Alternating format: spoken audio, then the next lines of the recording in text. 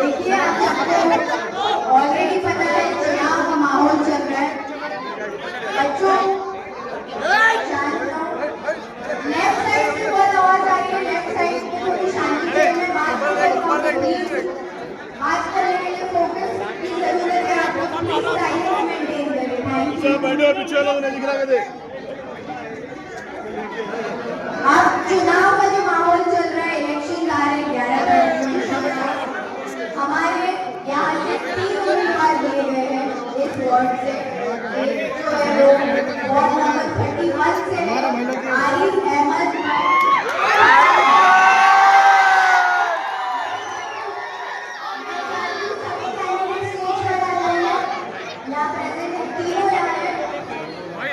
आरिफ अहमद भाई 31 से खड़े हैं।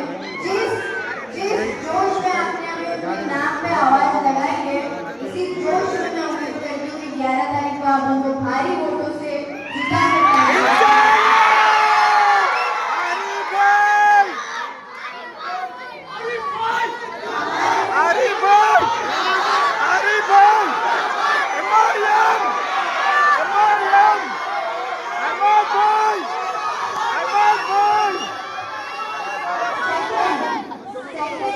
उम्मीदवार है 30 नंबर वार्ड से, उनका नाम है कोमला रामेश्वरी।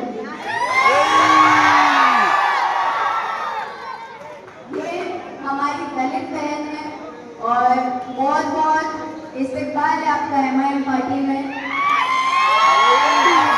शुक्रिया कि आपने हमारी पार्टी चुनी है इलेक्शन लड़ने के लिए।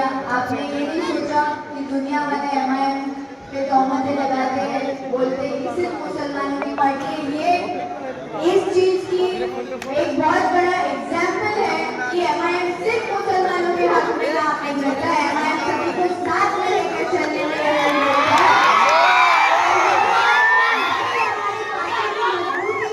यही हमारी पार्टी की ताकत है। हिंदू मुसलमान जो मिलकर रहते हैं उसी को हिंदुस्तान कहते हैं। ये पार्टी ने एमआईएम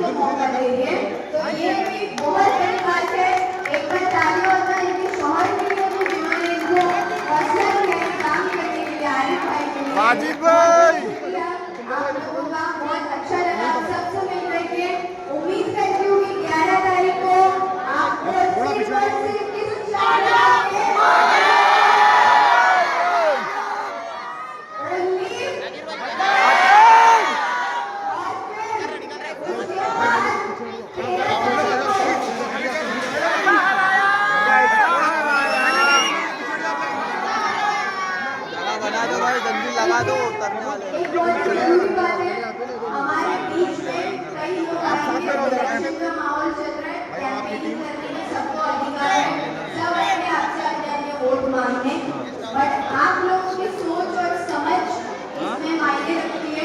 क्यों? क्योंकि बीजेपी का मुखौटा पहनकर कई सारी पार्टीज भी काम कर रही है, जिनमें से एक है टीआरएस। तो टीआरएस पार्टी जो है टीआरएस बीजेपी की बी टीम उसको बोल सकते हैं हम। एमआईएम माशाल्लाह हमेशा से अकेली रही है असदुद्दीन साहब के क़यादत में, और हमेशा हम अकेले ही रहेंगे। हमारे साथ आवाम का पावर है, जो कि सबसे इम्पोर्टेंट पावर है।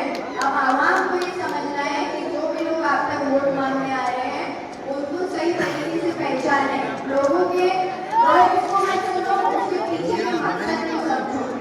तो ये जब कैबिनेट प्रचार करके बातें करेंगे, उनकी बातें सुनो, उनके मकसद को समझो, आप खुद समझ जाओगे कि आपको लूटने वाले हैं, आपके लिए कुछ काम नहीं करने वाले।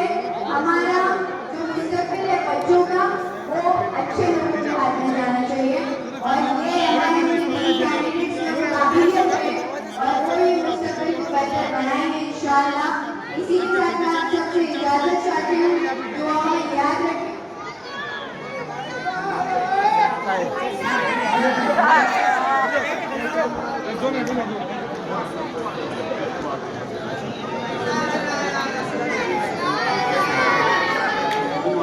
अरे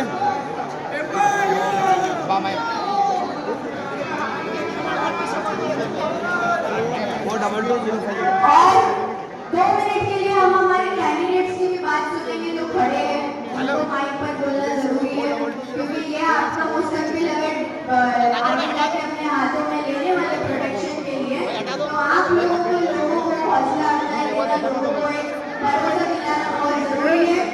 लोगों से गुजारिश है कि जैसे आपने मेरी बातें सुनी, वैसे आप लोग कैंडिडेट्स की भी बातें सुने, क्योंकि मैं तो कल लड़ने जाने वाली हूँ, लेकिन कैंडिडेट्स आपके बीच यहाँ रहकर अगले 5 साल काम करेंगे इंशाअल्लाह।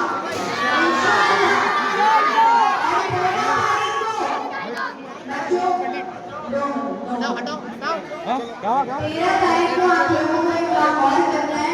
असद साहब ने बोले वो काम याद रखना।